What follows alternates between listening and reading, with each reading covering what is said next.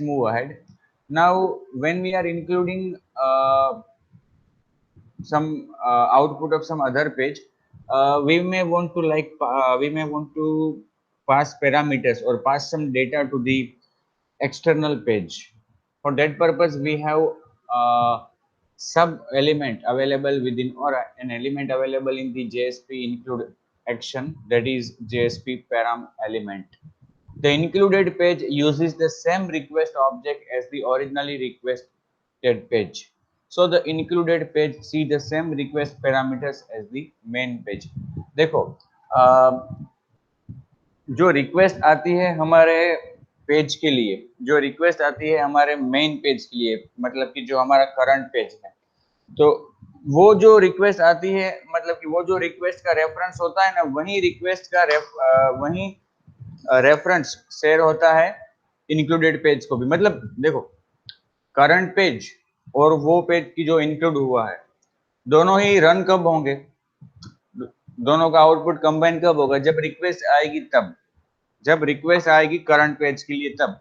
तो current page के लिए जो रिक्वेस्ट आती है उसका रेफरेंस किस में होता है, हमें पता है कि जो रिक्वेस्ट आती है ना वो कौन सी टाइप की होती है, HTTP servlet request.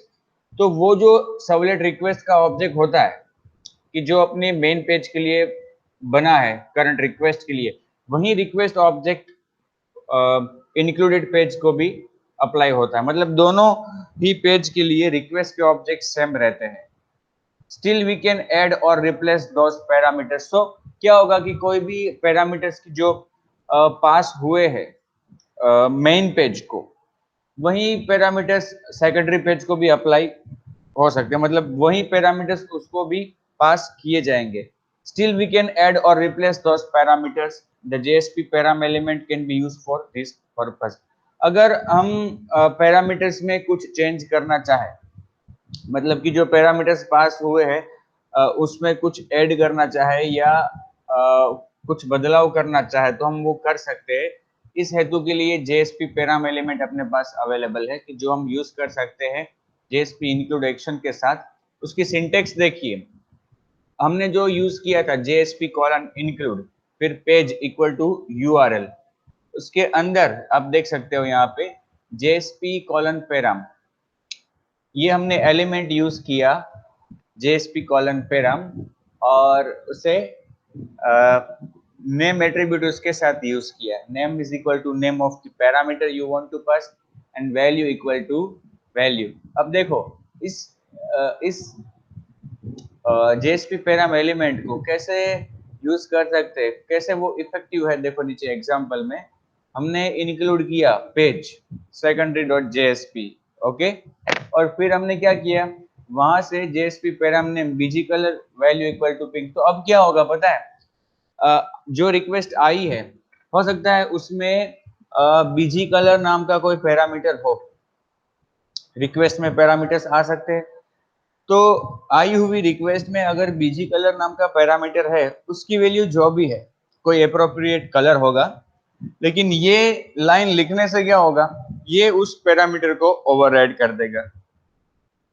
C this attribute is available in the secondary.jsp using get parameter but not in the main page।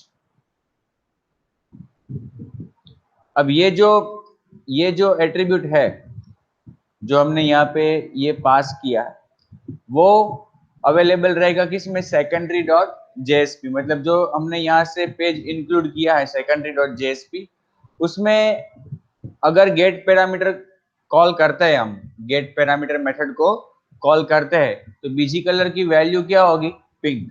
तो ये जो 3 लाइंस है, ये 3 लाइंस ये हमने कहाँ पे लिखी होगी, अपने मेन पेज में। ये जो 3 लाइंस है वो हमने मेन पेज में लिखी होगी, और मेन पेज में हम इंक्लूड कर रहे हैं सेकेंडरी डॉट JSP पेज को, और साथ ही हम सेकेंडरी डॉट JSP पेज को ये पैरामीटर भी पास कर रहे हैं। कौन सा पैरामीटर, बीजी कलर। आया समझ में? Yes sir.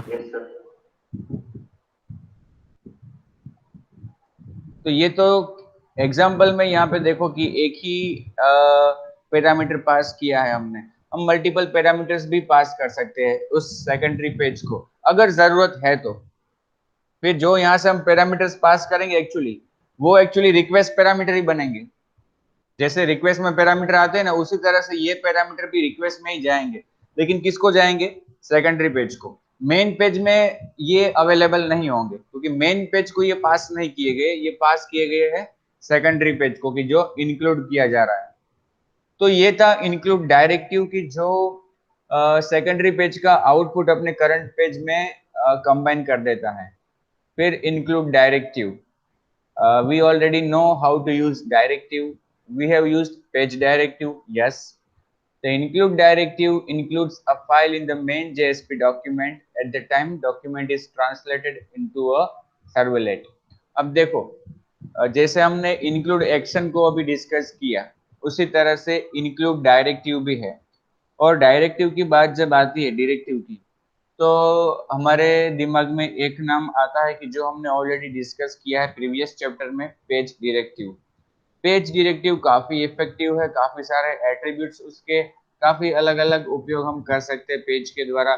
हम किसी एक्सटर्नल पेज को इंक्लूड कर सकते हैं, किसी क्लास को एक्सटेंड कर सकते हैं, हम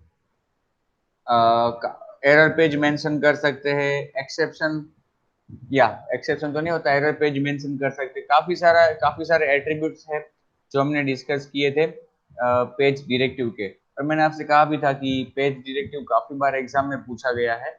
तो पेज डायरेक्टिव जब डिस्कस किया हमने, तब ये हमने देखा था कि सिंटेक्स क्या होती है, किसी भी डायरेक्टिव को यूज करने की सिंटेक्स क्या होती है। तो तब हमने देखा था कि लेस देन, फिर परसेंटेज, फिर एट द रेट, फिर डायरेक्टिव का नेम, और attribute is equal to some value. ठीक है, तो अब जो हम बात कर रहे हैं इंक्लूड, वो भी डायरेक्टिव है।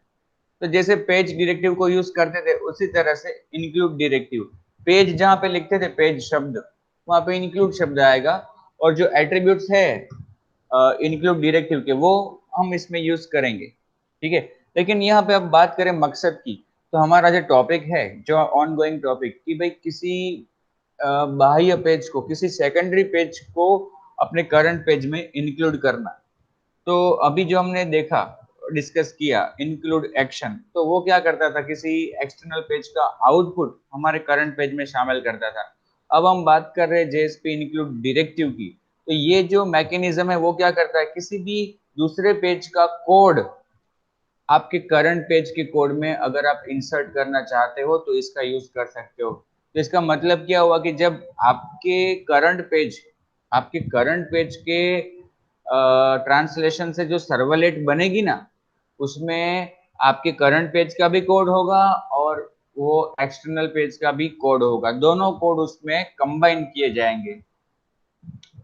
तो include directive includes a file in the main JSP page at the time that page is translated into a servlet। देखो यहाँ पे लिखा है कि जो include directive है वो क्या करती है, वो जो पेज आपने include किया है उसका पूरा कोड आपके करंट पेज के कोड में इंसर्ट कर देती है, इंक्लूड कर देती है। उसको यूज करने का मैकेनिज्म देखो, तरीका देखो, सिंटेक्स तो वेरी सिमिलर है, less than, percentage, eight the rate, include.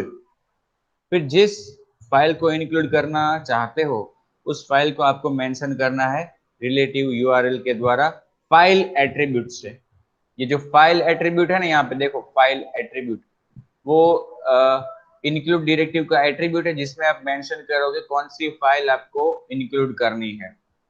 We can think of the include directive as a preprocessor, जैसे आप सी लैंग्वेज में करते थे ना इंक्लूड हेडर फाइल्स को, अब उसी तरह का मैकेनिज्म इसको सोच सकते हो।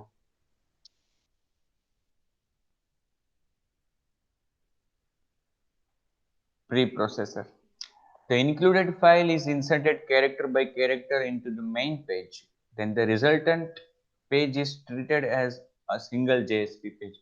हाँ, अब देखो, जब आपके करंट पेज के लिए, जब आपके मेन पेज के लिए रिक्वेस्ट आएगी, तो जिस पेज को आपने इंक्लूड किया है उसका पूरा कोड, हर अक्षर मतलब हर कैरेक्टर, कैरेक्टर बाय कैरेक्टर इसमें इंक्लूड हो जाएगा।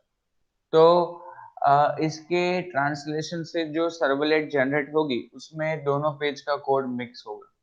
और देखो यहाँ पे ये बात तो आप भली भांति जानते ही होंगे, और कॉमन है कि हम एक से ज्यादा फाइल भी इंक्लूड कर सकते हैं, इसमें कोई लिमिटेशन नहीं है, कोई बाधा नहीं है, लेकिन हम करेंगे उतनी ही फाइल्स की जितनी हमें आवश्यकता है। ओके, ज्यादा कॉम्प्लिकेशंस हम क्रिएट करना नहीं चाहेंगे। फिर हाँ, तो आप जितने भी पेज को इंक्लूड करो, मतलब इंक्लूड डायरेक्टिव के जरिए जितने भी पेज को इंक्लूड करो, अंत में जो सर्वलेट बनती है ना, वो तो केवल एक ही रहती है, और जितनी भी फाइल्स को आपने इंक्लूड किया है उन सभी फाइल्स के कोड और आपके करंट पेज का कोड मिक्सअप हो जाएगा वहां पे। जिस क्रम में आपने उनको लिखा है उस क्रम में वो मिक्सअप हो जाएगा। The fundamental difference very common between the JSP include and include directive, मतलब JSP इंक्लूड एक्शन और इंक्लूड डायरेक्टिव, दोनों में जो बेसिक डिफरेंस है, fundamental difference is the time at which they are invoke. वो जिस समय पे ये कॉम्बिनेशन होता है, आउटपुट कंबाइन करना या तो कोड को इंक्लूड करना, वो मेन डिफरेंस है, कौन से समय पर ये प्रक्रिया होती है। सी, JSP इंक्लूड एक्शन इज जो आउटपुट होता है वो कब कंबाइन होता है, JSP इंक्लूड जब हम यूज करते हैं तो वो रिक्वेस्ट टाइम पे होता है, and include directive at page translation time. तो देखो दोनों में ही थोड़ा डिफरेंस है कि JSP इंक्लूड एक्शन आप यूज करते हो तो जब आपके पेज के लिए रिक्वेस्ट आएगी, जब आपके करंट पेज के लिए, जब आपके मेन पेज के लिए रिक्वेस्ट आएगी, तो दोनों पेज के आउटपुट्स कंबाइन किए जाएंगे। और JSP इंक्लूड डायरेक्टिव अगर आप यूज करते हो तो जब आपके पेज का ट्रांसलेशन होके जब सर्वलेट बनेगी तब इंक्लूड किया जाएगा कोड। समझ में आ रहा है मेन डिफरेंस? ये जो कॉम्बिनेशन की प्रक्रिया है, आउटपुट कंबाइन होना या तो कोड कंबाइन होना, वो प्रक्रिया कब होती है, वो जो समय है, वो भी दोनों का एक डिफरेंस है। मतलब कि जब रिक्वेस्ट आती है तब आउटपुट कंबाइन होते हैं, और रिक्वेस्ट के आने के बाद जब पेज, मतलब कि अपना JSP ट्रांसलेट होके सर्वलेट बनता है, तब उसमें वो सेकेंडरी पेज का कोड इंक्लूड किया जाता है। और दूसरे भी तफावत है उस दोनों के बीच में, दूसरे भी डिफरेंस है जो मैंने आपको बताया था कि काफी बार एग्जाम में पूछा गया है। What are the difference, explain JSP include action and JSP include directive, and also discuss difference of both this. See, ये आपकी टेक्स्ट बुक का ही एक पेज है, देखो ये दोनों के यहाँ पे डिफरेंस बताए गए हैं अलग अलग नजरिए से। ये JSP इंक्लूड एक्शन है कि जो हमने कल डिस्कस किया था, ये JSP इंक्लूड डायरेक्टिव जो आप अभी हम डिस्कस कर रहे हैं। देखो, what does basic syntax look like, मतलब कि सिंटेक्स कैसी होती है, तो अगर JSP इंक्लूड एक्शन की बात करें तो वेरी सिंपल XML सिंटेक्स है उसकी, JSP colon include, JSP colon include, फिर पेज इक्वल टू URL। और अगर हम इंक्लूड डायरेक्टिव की बात करें तो वो एक डायरेक्टिव है, तो उसकी syntax less than at the rate, फिर इंक्लूड और file name is equal to some URL। When does this inclusion occur, अभी जो हमने डिस्कस किया ना कि जो फंडामेंटल डिफरेंस है वो समय है, कौन से समय पे ये प्रक्रिया होती है। तो देखो, अगर हम इंक्लूड एक्शन यूज करते हैं तो रिक्वेस्ट के टाइम पे आउटपुट दोनों का मिक्सअप किया जाता है, और इंक्लूड डायरेक्टिव की बात करें तो पेज ट्रांसलेशन टाइम, मतलब कि आपके पेज के अनुवाद से जब सर्वलेट बनती है तब उसमें कोड इंक्लूड किया जाता है। व्हाट इज इंक्लूडेड, अब ये भी दोनों में एक डिफरेंस है। अगर हम JSP इंक्लूड एक्शन की बात करें तो आउटपुट इंक्लूड होता है, और अगर हम JSP डायरेक्टिव की बात करें, इंक्लूड डायरेक्टिव की, तो कोड, मतलब कि कंटेंट जो है उस पेज का वो इंक्लूड होता है। हाउ मेनी सर्वलेट्स रिजल्ट, हाँ ये भी एक डिफरेंस है कि भाई कितने पेज बनते हैं, कितनी सर्वलेट्स बनती है। तो यहाँ पे अगर हम बात करें JSP इंक्लूड एक्शन की, तो उसमें 2 सर्वलेट बनती है, क्योंकि आपके पेज 2 अलग अलग ही रहेंगे, ओनली आउटपुट कंबाइन हो रहा है। तो अगर आपने मेन आपका जेएसपी पेज और secondary JSP page. Secondary JSP page को अगर आपने इंक्लूड किया है इंक्लूड एक्शन के जरिए, तो दोनों ही पेज के लिए इंटरनली दो सर्वलेट्स बनेगी और दोनों के आउटपुट्स कंबाइन किए जाएंगे। फिर हाँ, इंक्लूड डायरेक्टिव में included file is inserted translated into a servlet. तो यहाँ पे तो केवल एक ही फाइल जनरेट होगी। अगर हम जेएसपी इंक्लूड डायरेक्टिव का यूज करते हैं तो केवल एक ही सर्वलेट जनरेट होगी और उसमें दोनों फाइल्स के कोड मिक्स करके रखे जाएंगे। Can included page set response header that affect the main page. क्या हम रिस्पॉन्स हेडर सेट कर सकते हैं कि जो मेन पेज को असर कर सके?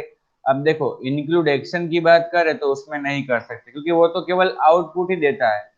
उसका आउटपुट ही केवल आपके पेज में जुड़ जाता है और कुछ नहीं। मतलब कि उसमें कुछ ऐसा कोड आप नहीं लिख सकते कि जो मेन पेज पे कुछ असर कर सके। जबकि अगर इंक्लूड डायरेक्टिव को यूज करें तो उसमें हम हेडर सेट कर सकते हैं, क्योंकि वो तो पूरा कोड ही मिक्स होने वाला है। Can included page define fields और methods that main page uses. क्या हम जो पेज शामिल हो रहा है, मतलब कि जो पेज इंक्लूड हो रहा है, उसमें ऐसे वेरिएबल्स डिक्लेयर कर सकते हैं कि जो मेन पेज में यूज कर सके? नहीं। जेएसपी इंक्लूड एक्शन को अगर हम यूज करते हैं तो ये नहीं हो सकता, क्योंकि हमने जो वेरिएबल्स डिक्लेयर किए हैं वो मेन पेज में तो आने ही नहीं वाले।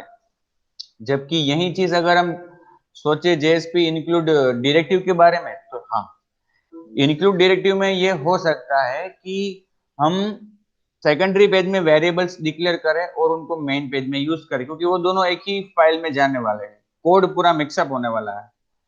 Does main page need to be updated when included page changes. क्या हमें मेन पेज को चेंज करना पड़ेगा जब वो इंक्लूडेड पेज चेंज हुआ है?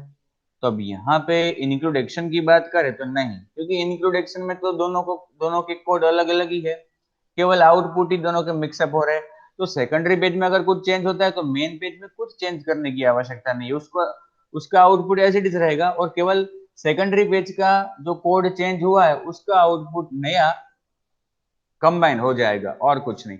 लेकिन जेएसपी इंक्लूड डायरेक्टिव की बात करें तो यस, चेंज करना पड़ेगा दोनों को रिकम्पाइल, क्योंकि दोनों के अनुवाद से तो एक ही सर्वलेट बन रही है और दोनों के कोड उसमें मिक्स हो रहे हैं। तो सेकेंडरी पेज का कोड अगर चेंज हुआ है तो उस चेंज हुए कोड को इसमें इंक्लूड करना है, शामिल करना है। What is the equivalent servlet code? अब देखो, ये जो हम दोनों की बात कर रहे हैं, इंक्लूड एक्शन और इंक्लूड डायरेक्टिव, वो दोनों मैकेनिज्म हम जेएसपी पेज में यूज करते हैं, है ना। सर्वलेट में अगर हमें ऐसा करना हो, अपनी सर्वलेट के अंदर हमें ऐसा करना हो, तो क्या मैकेनिज्म्स अवेलेबल है सर्वलेट में ऐसा करने के लिए? तो देखो, इंक्लूड एक्शन जो चीज करती है, किसी एक्सटर्नल पेज का आउटपुट अपने करंट पेज में जोड़ना, तो वो कार्य सर्वलेट में अगर आप करना चाहते हो, मतलब दूसरी सर्वलेट का या दूसरे पेज का आउटपुट अपने करंट सर्वलेट के आउटपुट में अगर आप जोड़ना चाहते हो, तो हमारे पास यहाँ पे एक क्लास है रिक्वेस्ट डिस्पैचर। यहाँ पे जावा में, जावा एपीआई में एक क्लास है रिक्वेस्ट डिस्पैचर। उसमें दो मेथड्स आई हुई है, इंक्लूड और forward. Include and forward. Include method उसकी ऐसी है कि जो किसी भी पेज का आउटपुट अपने करंट पेज में इंक्लूड करने को हमें मतलब करने देती है।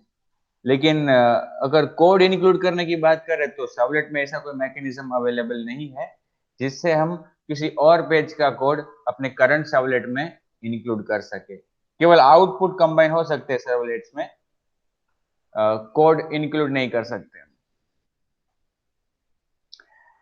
तो दोस्तों, ये अगर पॉइंट्स आप याद रख लो तो इससे आपको वो सब कुछ पता चल जाएगा दोनों के बारे में। Major things you will be clear.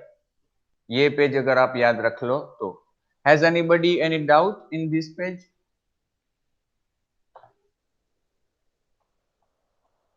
No, sir. Anybody else? No, sir.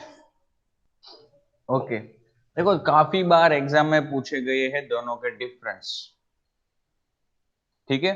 और एक चीज बता दूं आपको कि मैंने गूगल क्लासरूम में अपने असाइनमेंट 2 रखा है, थ्योरी असाइनमेंट 2, कि जो हमारे प्रीवियस चैप्टर तक के प्रश्न उसमें मैंने रखे हैं। पेज डायरेक्टिव वाला जो अपना चैप्टर था ना, वहां तक के क्वेश्चंस मैंने उसमें रखे हैं, और प्रैक्टिकल असाइनमेंट को भी मैंने मॉडिफाई किया है और क्लासरूम में रखा है।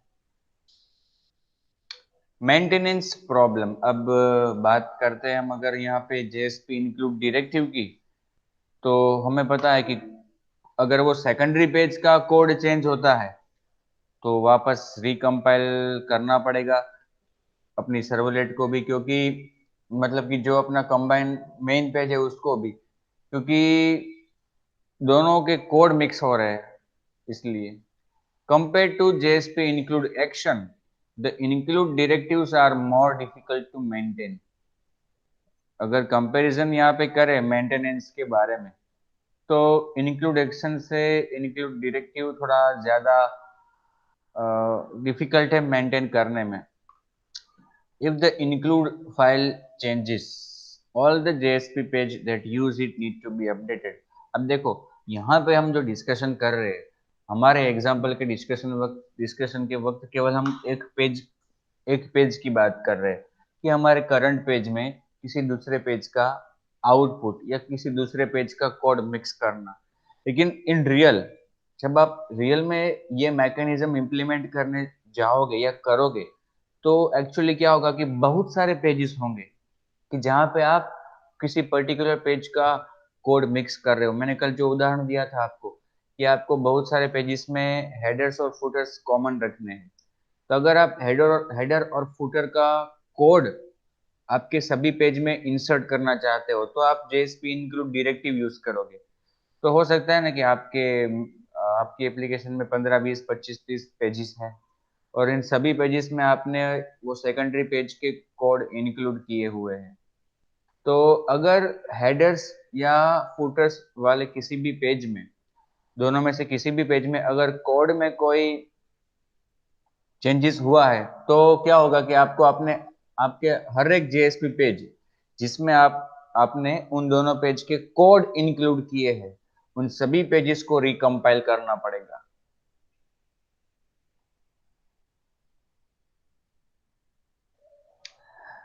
यस, सो ये मेंटेन, अगर बात करें मेंटेनेंस की, तो थोड़ा डिफिकल्ट है थोड़ा मेंटेन, क्योंकि देखो मेंटेनेंस मतलब वो सभी पेजेस को रिकम्पाइल करने पड़ेंगे ना, और ये कहाँ पे करने पड़ेंगे? सर्वर पे।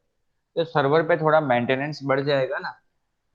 अगर वो एक भी पेज कि जो दूसरे पेज में इंक्लूड किया गया है, जिसका कोड दूसरे पेज में इंक्लूड किया गया है, अगर वो पेज में कुछ कोड चेंज होता है, तो उन सभी पेजेस को रिकम्पाइल करना पड़ेगा।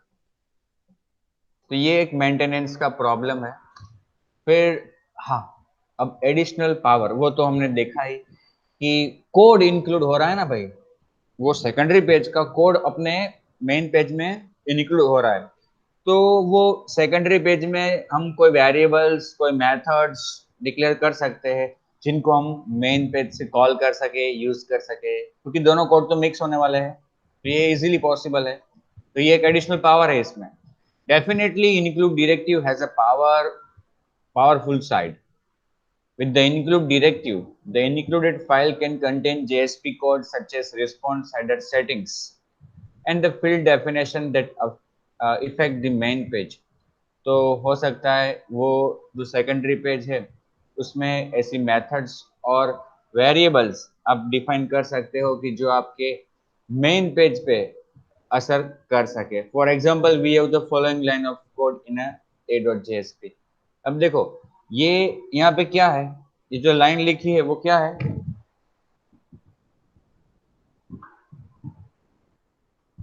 ये जो एक लाइन यहाँ पे लिखी हुई है वो कौन सा मैकेनिज्म है?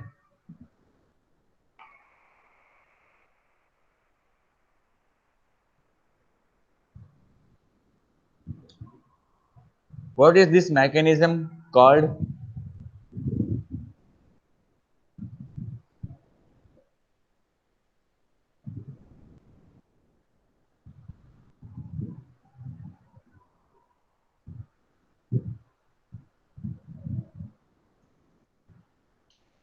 Who will answer? Declaration, sir.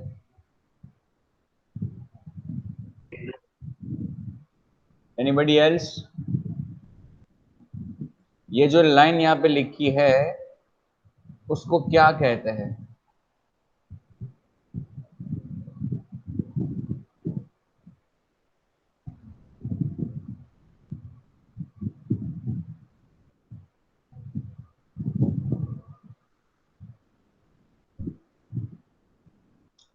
It is JSP declaration, क्योंकि यहाँ पे एक एक्सक्लेमेशन साइन है और ये सिंटेक्स है जेएसपी डिक्लेरेशन की।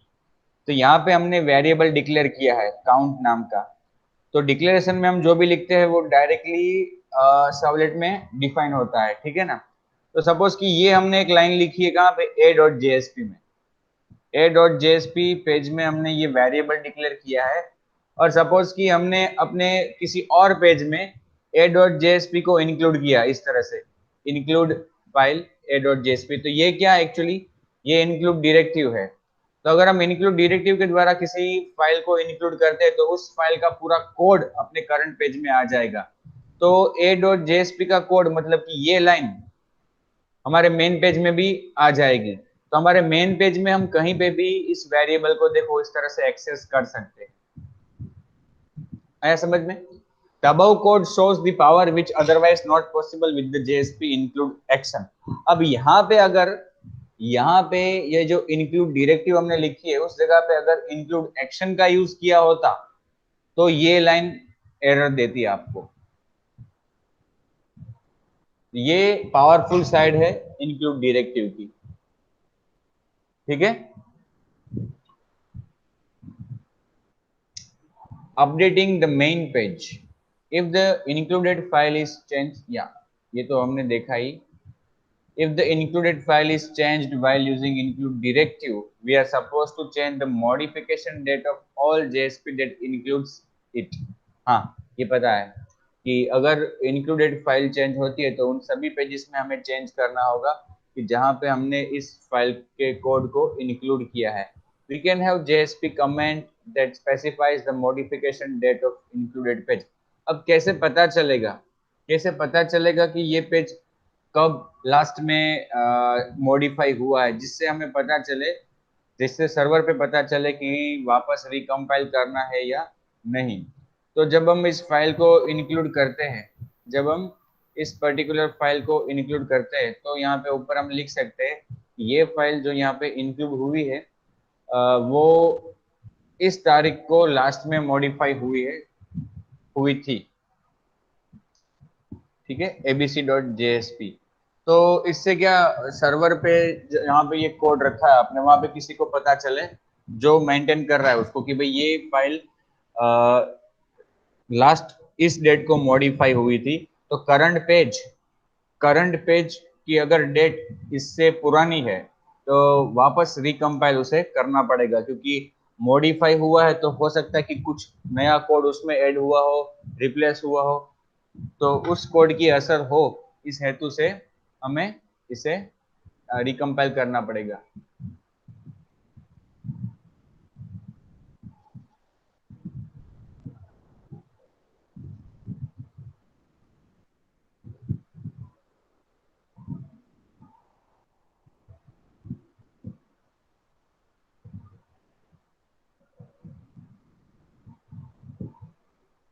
XML syntax for include directive. अब देखो XML सिंटेक्स है यहाँ पे इंक्लूड डायरेक्टिव की, कैसी है यहाँ पे देखो आप, JSP:directive.include, JSP:directive.include फिर file is equal to some URL।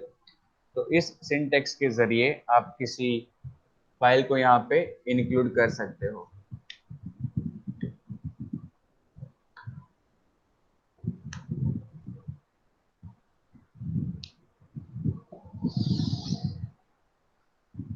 अब एक छोटा सा एग्जांपल आपके समक्ष,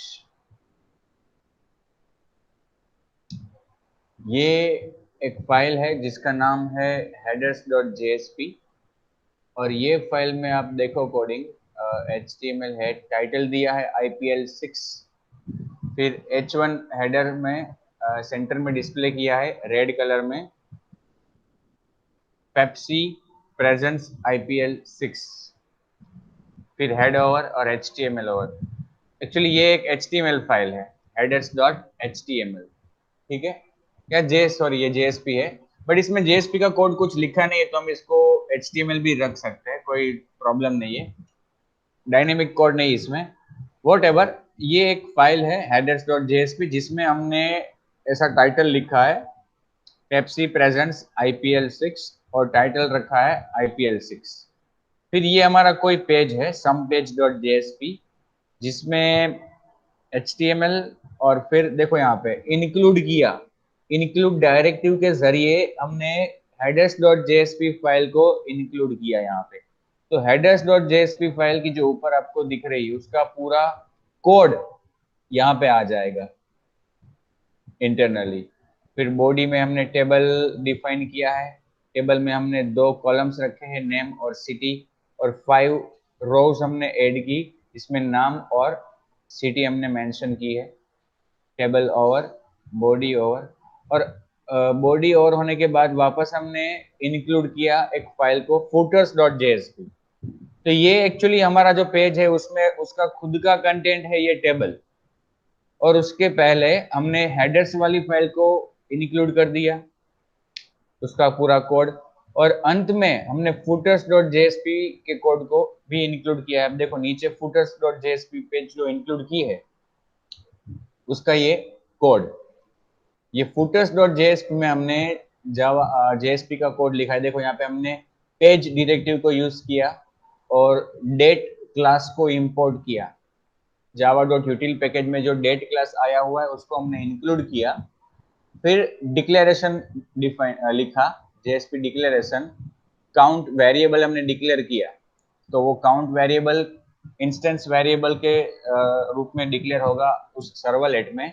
फिर डेट क्लास का ऑब्जेक्ट भी बनाया, उसमें करंट डेट टाइम आएगी, और एक स्ट्रिंग भी डिफाइन की previous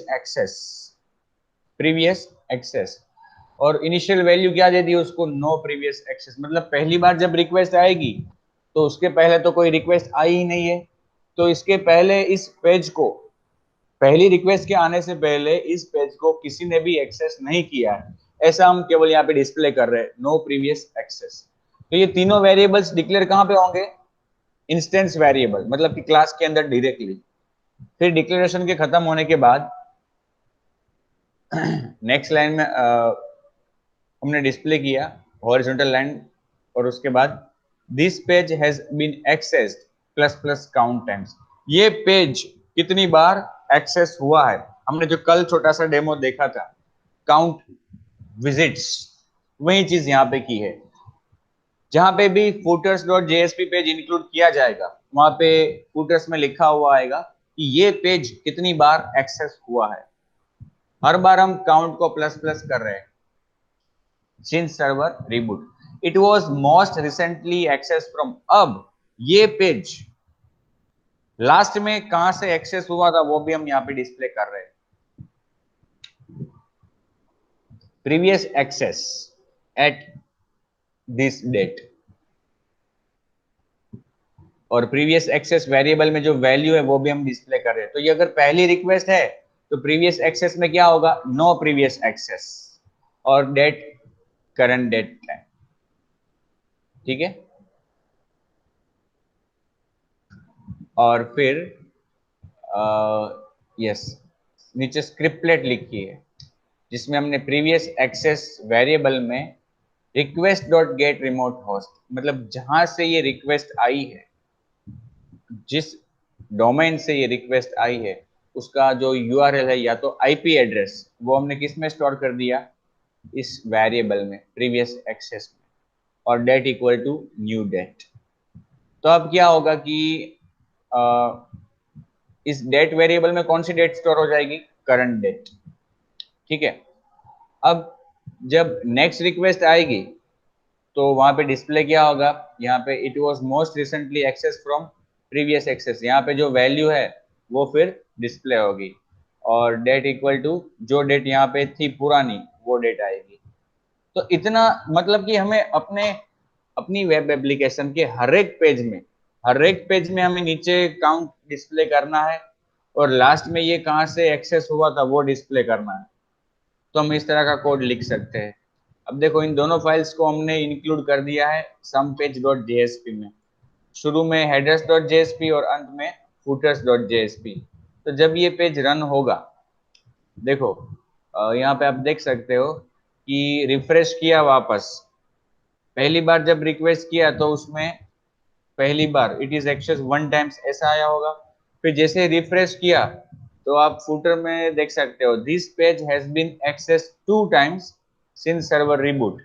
it was most recently access from, कहां से ये एक्सेस हुआ था और कितने बजे वो लिखा हुआ आ गया है।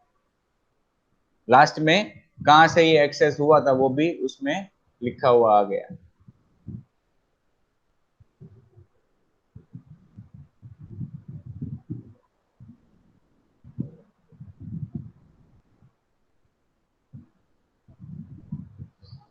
ठीक है,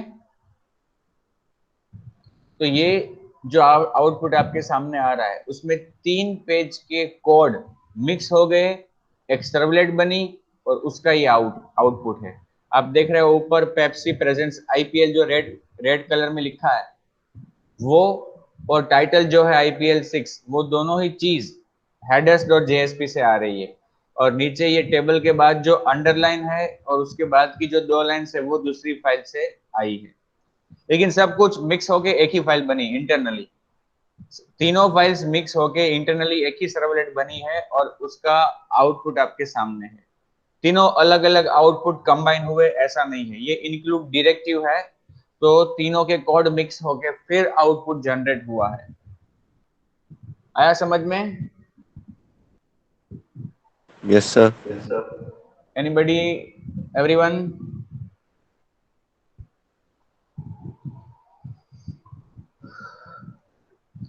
any doubt friends? No, sir. No, sir.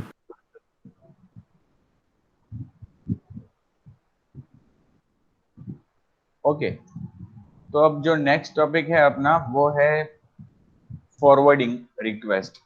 Current page में रिक्वेस्ट आती है, उस रिक्वेस्ट को मतलब उसी रिक्वेस्ट ऑब्जेक्ट को किसी और पेज को फॉरवर्ड करना। करंट पेज में जो रिक्वेस्ट आई है, जो रिक्वेस्ट आती है उसके लिए एक ऑब्जेक्ट होता है HTTP सर्वलेट रिक्वेस्ट का ऑब्जेक्ट। उसी रिक्वेस्ट ऑब्जेक्ट को किसी और पेज में फॉरवर्ड करना। तो वो कैसे करते हैं? तो उसके लिए अपने पास यहाँ पे JSP:forward एक्शन अवेलेबल है। We can use the JSP:forward to obtain the complete output from the auxiliary page. That is, जब रिक्वेस्ट हमारे पेज में आई है और हमारे करंट पेज में इस रिक्वेस्ट के अनुसार कुछ आउटपुट देने को नहीं है, तो हम इस रिक्वेस्ट को किसी और पेज को फॉरवर्ड कर सकते हैं जहां से उसको आउटपुट दिया जाएगा। The only requirement is that the main page must not have any output. और जब आप ये JSP फॉरवर्ड का यूज कर रहे हो तो ये एक आपको बात ध्यान में रखनी है कि आपके करंट पेज में से कुछ आउटपुट जनरेट नहीं होना चाहिए। अगर आपके करंट पेज में कुछ आउटपुट आप जनरेट कर रहे हो तो JSP फॉरवर्ड का यूज नहीं होगा।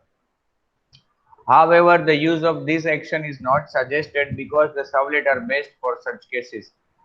ये जो हम डिस्कशन कर रहे हैं वो हम JSP के नजरिए से कर रहे हैं। अब देखो यहाँ पे जो ऊपर पहले पैराग्राफ में लिखा है क्या है, अगर करंट पेज के पास कुछ आउटपुट नहीं है तो दूसरे पेज से आउटपुट जनरेट करवाने के लिए रिक्वेस्ट को वहां पे फॉरवर्ड करेंगे। लेकिन करंट पेज में आउटपुट नहीं है, इसका मतलब क्या हुआ? ये करंट पेज मतलब JSP का पेज, और JSP के पेज को हम बनाएंगे आउटपुट देने के लिए, है ना। JSP के पेज को हमने बनाया है आउटपुट देने के लिए, तो इसकी जरूरत कब पड़ेगी अपने को? बहुत ही कम पड़ेगी। और अगर आपको ऐसा करना भी है तो यहाँ पे आपको सजेस्ट किया जाता है कि ऐसे कार्यों के लिए तो सर्वलेट बेहतर है ना। JSP आउटपुट देता है, JSP प्रेजेंट करता है। जब कुछ प्रेजेंट करना हो तो JSP यूज करो। ऐसे कार्यों के लिए जेएसपी यूज ना करो, क्योंकि ये कार्य करने के लिए सर्वलेट में अच्छा मैकेनिज्म है और सर्वलेट ज्यादा बेहतर है। ये प्रोसेसिंग है और प्रोसेसिंग कहाँ पे होना चाहिए? सर्वलेट में। बट हमारे पास ये मैकेनिज्म है, अगर हम चाहे तो यूज कर सकते हैं इसको। जेएसपी फॉरवर्ड कैसे यूज करें? देखिए, JSP colon forward page equal to some URL, जहां पे आप इसको फॉरवर्ड करना चाहते हो। देखो छोटा सा एग्जांपल नीचे दिया हुआ है, स्क्रिप्टलेट। देखा, स्ट्रिंग डेस्टिनेशन एक वेरिएबल बनाया, फिर हमने कंडीशन चेक की, if math dot random is greater than 0.5 then destination equal to page 1 dot JSP, else destination equal to page 2 dot JSP.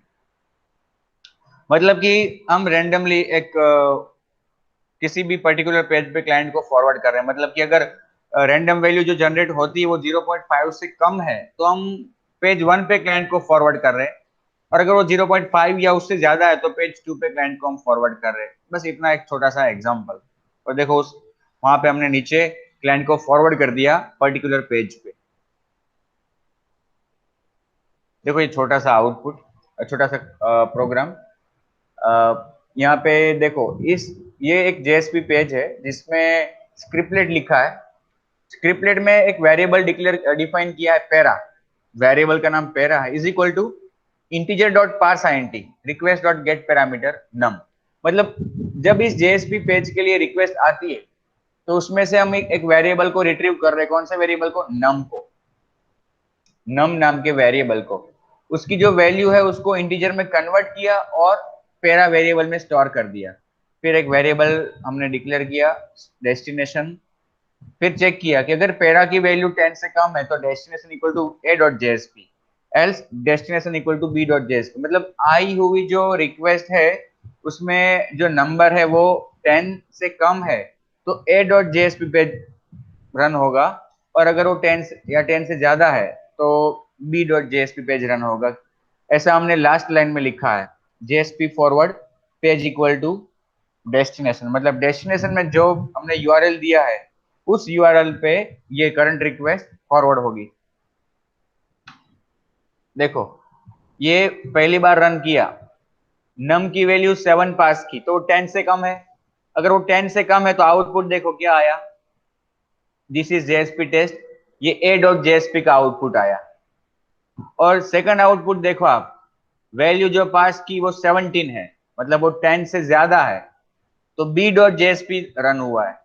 दोनों ही केस में, इन दोनों ही केस में एक चीज आप नोट करो, चाहे ए पेज रन हुआ है या बी पेज रन हुआ है, यूआरएल वही का वही है। क्लाइंट को पता नहीं चलेगा, क्लाइंट को बिल्कुल पता नहीं चलेगा कि ये आउटपुट जो वो देख रहा है वो a डॉट जेएसपी है या b डॉट जेएसपी है या करंट पेज है। उसको तो यही लगेगा कि ये करंट पेज का आउटपुट है, क्योंकि यूआरएल में क्या है? Current page.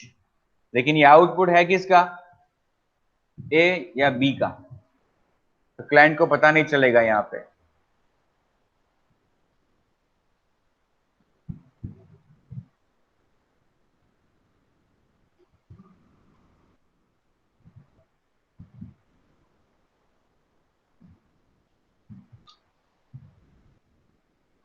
ओके फ्रेंड्स, आया समझ में?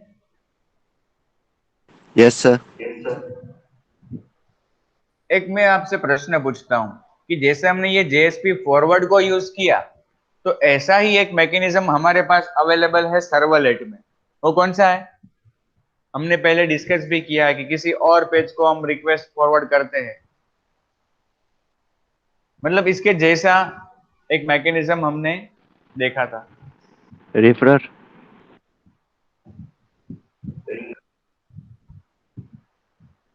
क्या? रिफरर सर, रिफरर का मैकेनिज्म आता था जिसमें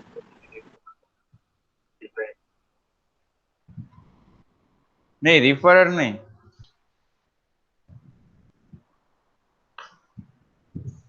किसी दूसरे पेज को अपने को रिक्वेस्ट आगे भेजनी है।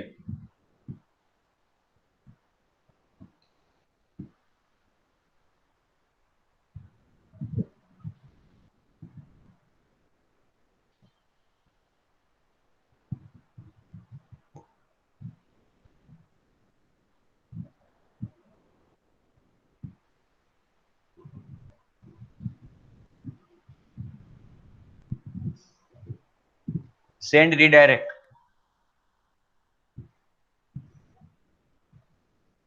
याद आया? रिस्पॉन्स की method send redirect.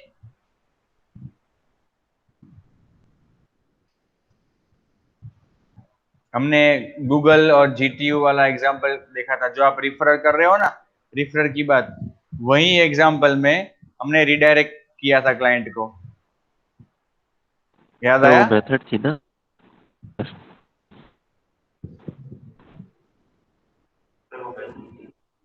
Send redirect, send redirect method है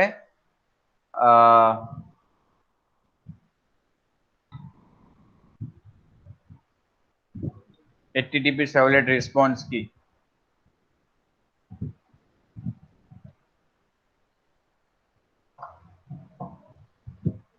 जिसके जरिए हमने क्लाइंट को रिडायरेक्ट किया था किसी और पेज में।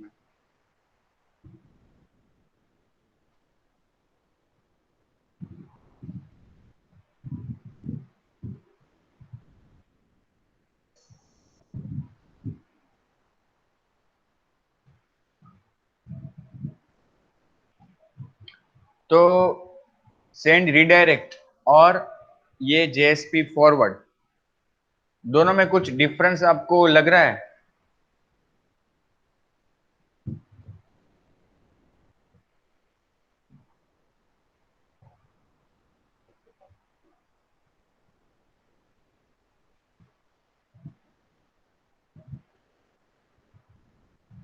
सर सेंड रिडायरेक्ट जो है वो क्लाइंट साइड वर्क करता था और फॉरवर्ड सर्वर साइड वर्क करता है।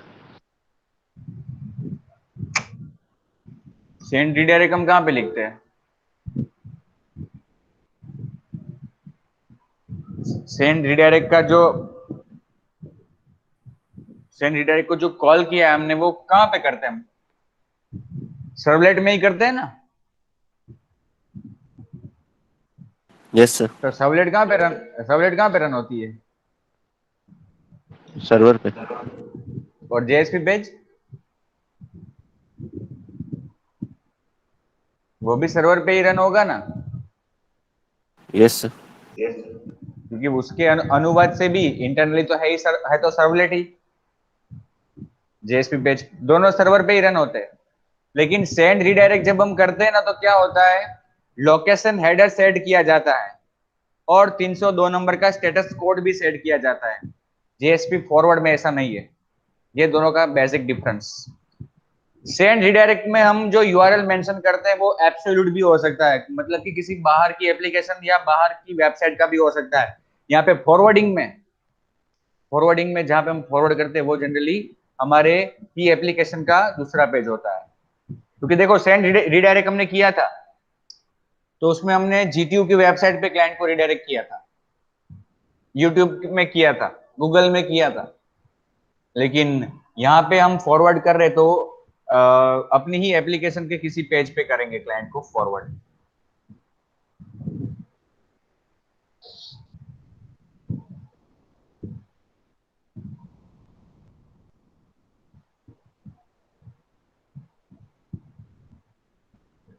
ठीक है? Has anybody any doubt friends?